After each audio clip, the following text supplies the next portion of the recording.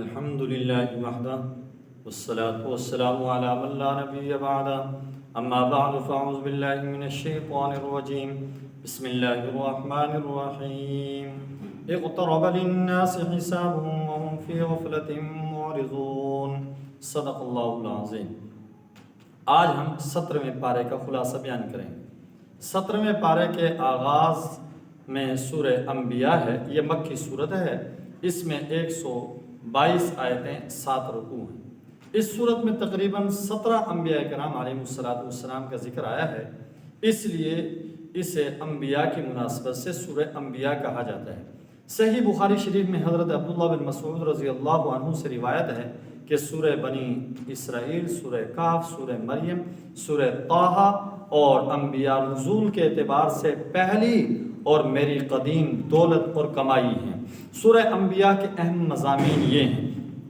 Number 1، سورہ انبیاء کی ابتدا میں دنیا کے زندگی کے زوال کی تصویر کشی کی گئی ہے اور بتایا گیا ہے کہ قیامت کا وقوع اور حساب کا وقت بہت قریب آ گیا ہے، لیکن اس ہولناک دن سے انسان غفلت میں پڑے ہوئے ہیں، نہ تو اس کے لیے تیاری کرتے ہیں، نہ ایسے اعمال کرتے ہیں جو وہاں پر کام آئیں۔ ان کے سامنے جب بھی کوئی نئی آیت آتی ہے اس کا مذاق اڑاتے ہیں، اسے جھٹلا دیتے ہیں۔ وہ جانتے ہی نہیں کہ اس عظمت والے کلام کو سنجیدگی، وقار اور عاجزی کے ساتھ سننا چاہیے۔ مشرکین آپس میں رسول اکرم صلی اللہ علیہ وآلہ وسلم کے بارے میں کہتے تھے، یہ شخص جو رسالت کا دعوے دار ہے یہ رسول نہیں بلکہ تمہارے جیسا ایک انسان ہے، اور یہ دوسرے انبیاء جیسے مادی معجزات کے پیش کرنے سے عاجز ہے۔ قرآن کریم نے جواب دیا، جتنے بھی انبیاء پہلے آئے سب کے سب انسان تھے، کھاتے پیتے تھے، دوسرے انسانی تقاضے بھی پورے کرتے تھے، کوئی نبی بھی ایسا نہیں تھا جو بشری تقاضوں سے پاک ہو۔ جہاں تک معجزات کا تعلق ہے تو قرآن کریم سے بڑا کون سا معجزہ ہو سکتا ہے؟ اس کے وجوہ اعجاز میں سے ایک اہم وجہ یہ بھی ہے کہ قرآن کریم کے آنے میں مختلف عقائد، خیالات، اخلاق، اعمال کے لوگ اپنا چہرہ دیکھ سکتے ہیں۔ اس میں ہر قوم، ہر شخص کا تذکرہ موجود ہے، کہیں صراحتاً، کہیں اشارتاً۔ ارشاد باری تعالیٰ ہے، ہم نے تمہاری طرف ایسی کتاب نازل کی ہے جس میں تمہارا تذکرہ ہے، کیا تم سمجھتے نہیں؟ آیت نمبر 10 ہے۔ مشہور تابعی، عرب سردار حضرت احمد بن قیس کے بارے میں آتا ہے رضی اللہ عنہ کہ ایک دن بیٹھے ہوئے تھے، کسی نے یہی آیت پڑھ دی، وہ چونک پڑے اور کہا، ذرا قرآن مجید تو لانا، میں اس میں اپنا تذکرہ تلاش کروں اور دیکھوں میں کن لوگوں کے ساتھ ہوں اور کن لوگوں سے مجھے مشابہت ہے۔ وہ قرآن کریم کے اوراق الٹتے رہے اور مختلف لوگوں کے احوال پڑھتے رہے۔ پہلے انہوں نے وہ آیتیں پڑھی جن کے اندر ان سعادت مندوں کا تذکرہ ہے جن میں سے کسی نے جان اللہ کے راستے میں قربان کر دی، کسی نے سارا مال خرچ کر دیا، کوئی رات بھر بستر سے جدا رہتا ہے، کوئی برائی کے قریب بھی نہیں پھٹکتا۔ پھر وہ آیتیں پڑھی جن میں مشرکوں، کافروں، منافقوں، فاسقوں کا ذکر ہے۔ دونوں قسم کی آیتیں پڑھنے کے بعد کیا اٹھے، اے اللہ میں ان دونوں گروہوں میں سے نہیں ہوں۔ پھر انہوں نے سورہ توبہ کی وہ آیت پڑھی جس میں ایسے لوگوں کا ذکر ہے جن سے گناہ بھی ہوئے اور انہوں نے نیک اعمال بھی کیے۔ یہ آیت کریمہ پڑھ کر پکار اٹھے کہ ہاں یہ میرا تذکرہ ہے۔ یوں بالآخر انہوں نے قرآن مجید میں اپنا تذکرہ تلاش کر ہی لیا۔ مشرکین کی مضحکہ خیز، حماقت امیز حرکتوں میں سے ایک حرکت یہ بھی تھی، وہ قرآن کریم کے بارے میں ایک رائے پر متفق نہ تھے۔ کبھی کہتے یہ سحر ہے، کبھی کہتے یہ شعر ہے، کبھی کہتے یہ خواب پریشان ہیں، کبھی اسے محمد صلی اللہ علیہ وسلم کا افتراء بتاتے، کبھی کسی سے سیکھا ہوا کلام قرار دیتے۔ ان کے اضطراب اور اختلاف کا ذکر کرتے ہوئے قرآن مجید کہتا، وہ کہتے ہیں قرآن کریم خواب پریشان ہے بلکہ اس نے اپنی طرف سے بنا لیا ہے، بلکہ یہ شاعر اور قرآن تو شعر ہے۔ اور تو جیسے مادی معجزات پہلے انبیاء کرام علیہ السلام لے کر آئے، اسی طرح یہ بھی لائے۔ اس کے بعد قرآن کریم نے مشرکین مکہ کو ان ظالم قوموں کے انجام کی طرف متوجہ کیا جنہوں نے بصیرت رکھنے والوں کے لیے عبرت کا سامان بنا دیا۔ ان تباہ شدہ قوموں نے جب عذاب الہی کے آثار دیکھے بھاگ نکلنے کی کوشش کی، لیکن رب العزت نے انہیں مہلت نہ دی، انہیں راہ کا ڈھیر بنا دیا۔ ان سے کہا کہ اب بھاگنے کی کوشش نہ کرو بلکہ واپس لوٹو، اب عیش و عشرت کی طرف لوٹو جس نے تمہیں مدہوش کر رکھا تھا، انہیں بلند و بالا مکانات کی طرف جن پر تمہیں ناز تھا، انہیں قصبوں محلوں کی طرف جہاں تم اکڑ اکڑ کر چلا کرتے تھے وہاں جاؤ، تاکہ جب سوال کرنے والے تم سے نزول عذاب کے بارے میں سوال کریں تو تم انہیں جواب دے سکو۔ حضرت قتادہ رضی اللہ تعالی رحمۃ اللہ علیہ فرماتے ہیں کہ یہ بات انہیں استہزاء اور تذلیل کے طور پر کہی گئی۔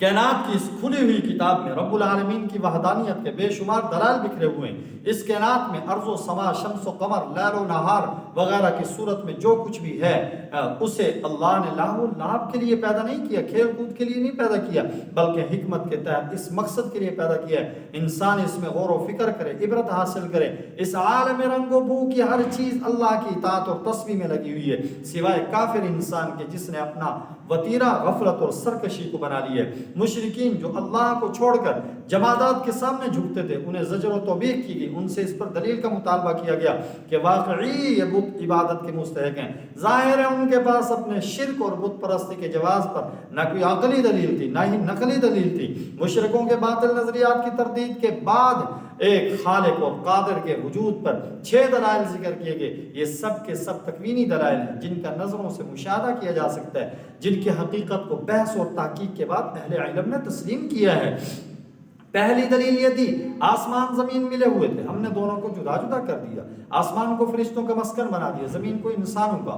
قرآن کریم نے جو آسمان اور زمین کے جڑے ہونے کا نظریہ پیش کیا اسے نہ عرب جانتے تھے نہ ہی اس وقت کی دوسری معاصر اقوام میں سے کوئی قوم اس نظریے سے باخبر تھی۔ ابھی تقریباً 200 سال ہوئے ارضیات اور فلکیات کے ماہرین طویل تجربات اور مشاہدات کے بعد اس نتیجے پر پہنچے کہ سارے سیارے، خواہ وہ سورج، ستارے ہوں یا زمین اور چاند ہو، یہ سب آپس میں ملے ہوئے تھے، پھر یہ ایک دوسرے سے جدا ہوئے، جبکہ قرآن کریم نے آج سے 14 صدیاں پہلے یہ حقیقت بلا خوف و تردید بیان کر دی تھی۔ اسے قرآن کریم کے معجزے کے سوا اور کیا نام دیا جا سکتا ہے؟ دوسری دلیل یہ ہم نے ہر جاندار چیز کو پانی سے بنایا، یہ ایک عظیم انکشاف تھا جو ایک امی کی زبان سے کروایا گیا۔ آج دنیا بھر کے اہل علم تسلیم کرتے ہیں تمام زندہ چیزوں کے وجود میں پانی کو بنیادی عنصر کی حیثیت حاصل ہے۔ پانی کے بغیر زندگی محال، خواہ حیوان ہو یا درخت ہو، پودے ہوں، سب پانی کے محتاج۔ آپ چاند کو دیکھ لیجئے، وہ بناوٹ میں زمین کے مشابہ، لیکن چونکہ وہاں پانی نہیں ہے اس لیے اس کی سطح پر زندگی ناممکن ہے۔ تیسری دلیل یہ تھی ہم نے زمین پر پہاڑ بنائے تاکہ لوگوں کے بوجھ سے زمین ہلنے نہ لگے۔ اگر یہ پہاڑ نہ ہوتے زمین مسلسل زلزلوں اور اضطرابات کی زد میں رہتی، زمین کی تہ میں جو آگ بھڑک رہی ہے اس سے حفاظت نہیں ہو سکتی تھی۔ اب بھی دنیا میں کہیں کہیں ایسے آتش فشاں پہاڑ پائے جاتے ہیں جن کے ذریعے گویا زمین کبھی کبھی سانس لیتی ہے، اس نے بھڑکنے والی آگ باہر دکھائی دیتی ہے۔ اگر زمین کی جلد سخت نہ ہوتی، اس پر پہاڑوں کا بوجھ نہ ہوتا، یہ آگ زندگی محال کر دیتی۔ چوتھی دلیل یہ تھی ہم نے زمین میں کشادہ رستے بنائے تاکہ لوگ ان پر چلیں۔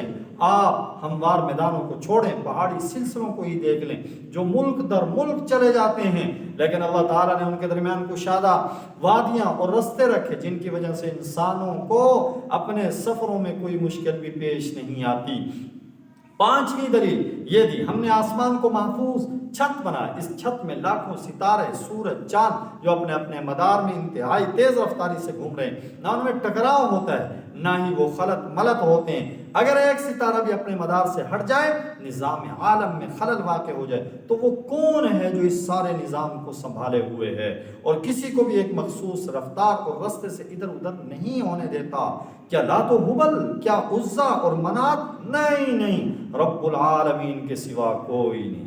چھٹی دلیل تکوینی دلائل میں سے یہ ہے رات دن سورج چاند کو اللہ نے بنایا، یہ سب آسمان میں تیر رہے ہیں جیسے مچھلی پانی میں تیرتی ہے، انہیں یکے بعد دیگرے آنے جانے میں کوئی مشکل پیش نہیں آتی، یہ کبھی رکتے بھی نہیں، مسلسل چلتے رہتے ہیں، حرکت ہی میں ان کی زندگی ہے۔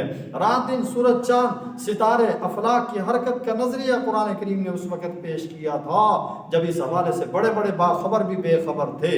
اس قرآنی نظریہ کی علم جدید تائید کر رہا ہے۔ سائنسدانوں نے تو رستگاہ اور جدید ترین مشینوں سے لیس لیبارٹریوں میں برسا برس کی تحقیق کے بعد اس علمی حقیقت کو دریافت کیا ہے، مگر سوال یہ وہ نبی امی جسے لکھنا پڑھنا نہیں آتا تھا، اس کے پاس وحی کے علاوہ کون سا راستہ تھا جس کے ذریعے خبریں پا کر وہ پوری دنیا کو باخبر کر رہا تھا؟ کیا نبی امی صلی اللہ علیہ وسلم کی مبارک زبان سے ان حقائق کا بیان ہونا ان کی صداقت کی دلیل نہیں؟ یقیناً ہے، مگر اس دلیل کو تسلیم کرنے کے لیے آنکھوں سے تعصب اور عناد کی پٹی اتارنا ضروری ہے۔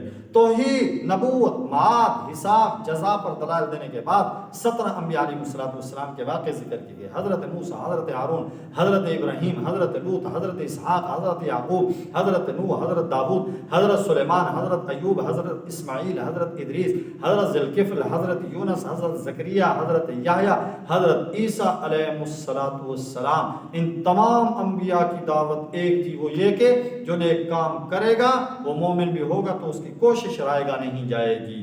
ان 17 انبیاء میں سے 6 کے واقع قدر تفصیل سے بیان کیے۔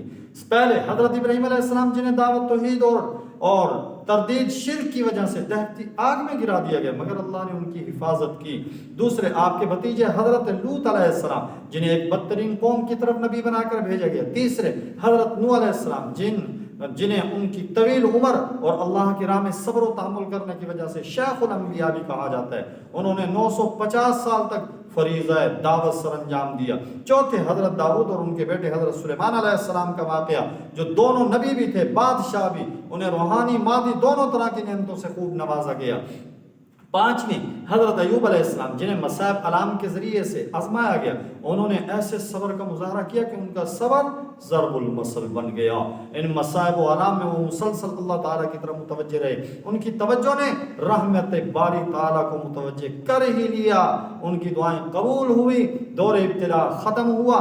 چھٹا واقعہ حضرت یونس علیہ السلام کا جنہیں مچھلی نے نگل لیا تھا، ان کے پیٹ میں، مچھلی کے پیٹ میں انہوں نے اللہ تعالیٰ کو پکارا، ان کی پکار سنی گئی، انہیں غم سے نجات مل گئی۔ بے شک اللہ تعالیٰ کو پکارنے والوں کو غم سے نجات مل ہی جاتی ہے۔ 17 واقعہ، 7واں واقعہ یاجوج ماجوج کا ذکر سورہ کہف میں ہو چکا، یہاں ان کا دوبارہ ذکر آیا ہے۔ بتایا گیا قیامت کے قریب یاجوج ماجوج کھول دیے جائیں گے، وہ ہر بلندی سے اتر رہے ہوں گے۔ یہ یاجوج ماجوج کا تذکرہ۔ 8واں مشرکین اور ان کے اصنام بت قیامت کے دن دوزخ کے ایندھن بنیں گے، کوئی بھی کسی کے کچھ کام نہیں آئے گا۔ 9ویں بات انبیاء متقدمین کے واقع بیان کرنے کے بعد بتلایا محمد الرسول اللہ صلی اللہ علیہ وسلم دین اور دنیا میں سارے جہانوں کے لیے رحمت ہیں۔ آپ نے اللہ کا پیغام انسانوں تک پہنچا دیا، مگر جب ہر قسم کے دلائل پیش کرنے کے بعد بھی لوگ نہ سمجھے تو آپ نے اللہ سے دعا کی، اے میرے پروردگار حق کے ساتھ فیصلہ کر دے، اور ہمارا پروردگار بڑا مہربان ہے، اسی سے ان باتوں میں جو تم بیان کرتے ہو مدد مانگی جاتی ہے۔ اللہ نے اپنے نبی علیہ السلام کی دعا قبول کی۔ غزوہ بدر کے موقع پر مشرکوں پر اللہ تعالیٰ کا عذاب نازل ہو کر رہا۔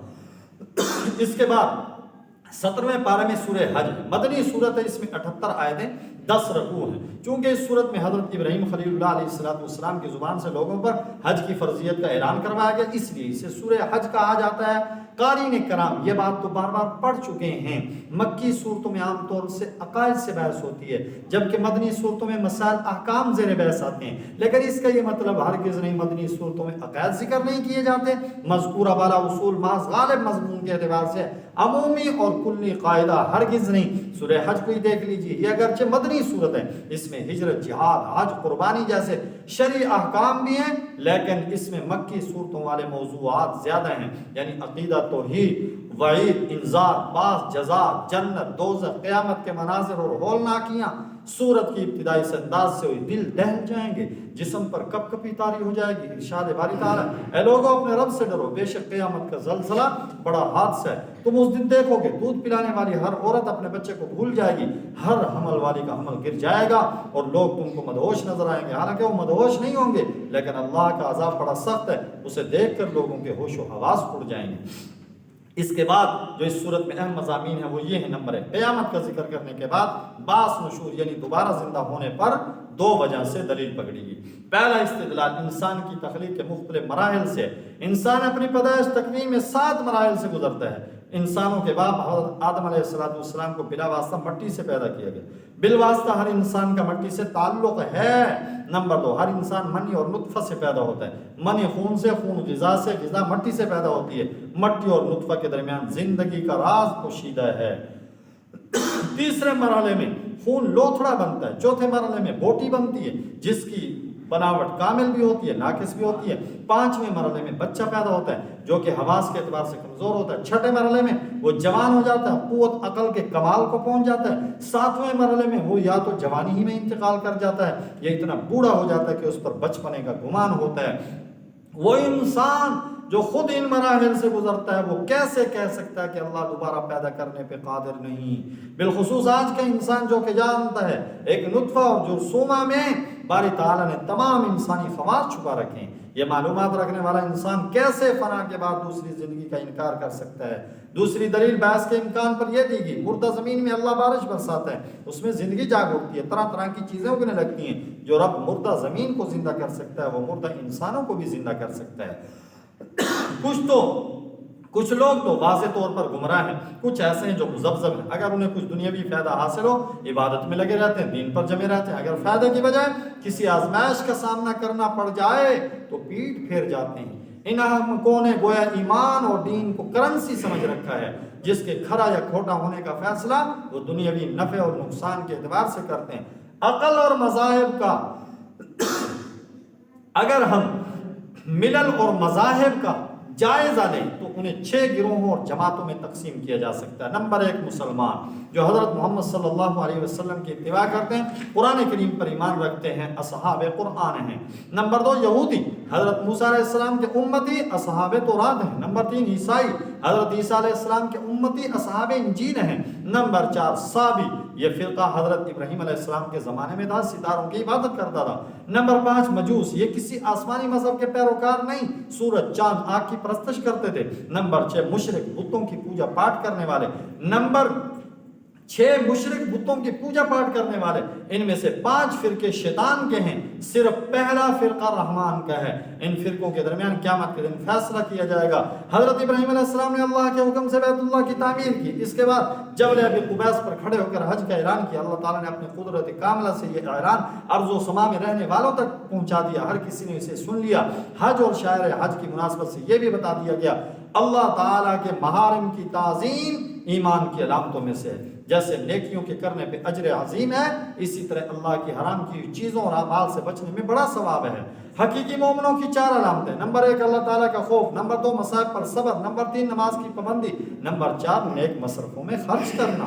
جانوروں کی قربانی کا حکم دینے کے بعد بتایا گیا ان کا خون اور گوشت اللہ تک نہیں پہنچتا بلکہ اللہ تک بندوں کا تقویٰ پہنچتا ہے۔ جس کے دل میں تقویٰ ہوگا وہ گناہوں سے بچے گا اور نیک اعمال صرف اللہ کی رضا کے لیے کرے گا۔ 7ویں بات مناسک حج کا ذکر کرنے کے بعد مسلمانوں کو جہاد و قتال کی اجازت دی گئی ہے، کیونکہ کافر مسلمانوں کو اللہ کے دین سے اور مکہ میں داخل ہونے سے روکتے تھے۔ ابتدا میں اگرچہ صبر عفو درگزر کی تلقین کی جاتی رہی، لیکن جب مدینہ میں مسلمانوں کے قدم جم گئے اور ان کی طرف سے تحمل برداشت کے رویے کے باوجود مشرکوں کی شرارتوں اور زیادتی کا سلسلہ بھی جاری رہا تو انہیں اب سورہ حج کی آیت نمبر 39 کے ذریعے قتال کی اجازت دے دی گئی۔ متعدد صحابہ کرام اور تابعین کی رائے یہ ہے، تقریباً 70 آیتوں میں ہاتھ روک کر رکھنے کی تلقین کے بعد یہ پہلی آیت ہے جس میں قتال کی اجازت دی گئی۔ ساتھ ہی جہاد کی یہ حکمت بیان کی گئی ہے کہ اگر اللہ جہاد کی اجازت نہ دیتا پھر دشمن خود سر ہو جاتے اور اہل کفر مومنوں پہ چھا جاتے، جس کی وجہ سے عبادت خانے ویران ہو جاتے۔ لیکن جب انہیں اینٹ کا جواب پتھر سے دیا جائے گا تو وہ اس اقدام سے پہلے 100 بار سوچیں گے۔ افسوس آج کافروں کو مسلمانوں کی طرف سے نہ اقدام کا ڈر ہے نہ دفاع کا یقین ہے، اس لیے وہ جنگلی درندوں کی طرح اسلامی ممالک میں دن دناتے پھر رہے ہیں۔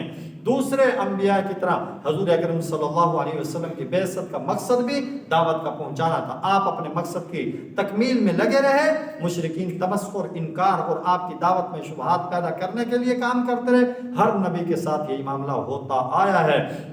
دوسری طرف میرے رب کا بھی یہی دستور رہا ہے، وہ شیاطین کے پیدا کردہ وساوس اور شبہات کا ازالہ کرتے رہتے ہیں۔ آج بھی اہل مغرب زمانہ قدیم کے شیاطین کے طریقوں کو زندہ رکھے ہوئے ہیں۔ ذرائع ابلاغ کے ذریعے اسلامی عقائد اور تعلیمات میں وسوسہ انگیزی کرتے رہتے ہیں، اور نامی بات قدرت الہیہ کے دلائل بیان کرنے اور کافروں کے معبودات باطلہ کی تردید کے بعد دوبارہ تشریع احکام کی طرف کلام کا رخ مڑ جاتا ہے۔ اہل ایمان کو جہاد فی سبیل اللہ، اقامت الصلاۃ، ادائیگی زکوٰۃ کو حکم دیا گیا۔ انہی احکام پر سورہ حج کا اختتام ہو جاتا ہے۔